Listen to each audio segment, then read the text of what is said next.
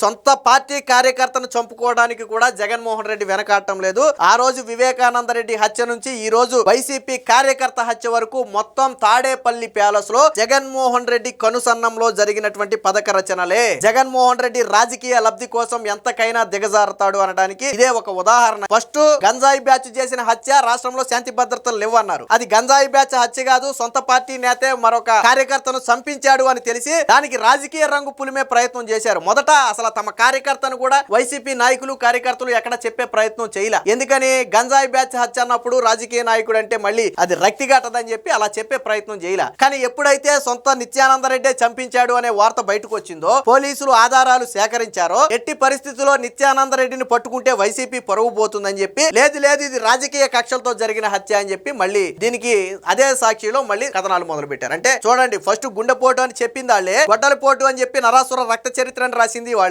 ఇప్పుడు గంజాయి బ్యాచ్ హత్య అని చెప్పింది వాళ్ళే, తర్వాత లేదు ఇది రాజకీయ హత్య అని చెప్పి చెబుతున్నది వాళ్ళే. అంటే ఎంత నీచంగా దిగజారిపోయారో చూడండి. ఏది ఏమైనా ఈ పెద్ద దస్తగిరి హత్య వెనుక ఖచ్చితంగా వైసీపీ నాయకుల కుట్ర ఉంది, నిత్యానంద రెడ్డి కుట్ర ఉంది. వారి మధ్య జరిగినటువంటి 100 కోట్ల ఆర్థిక లావాదేవీలే ఈ రోజు పెద్ద దస్తగిరి హత్యకు ప్రధాన కారణంగా పోలీసులు అయితే భావిస్తున్నారు.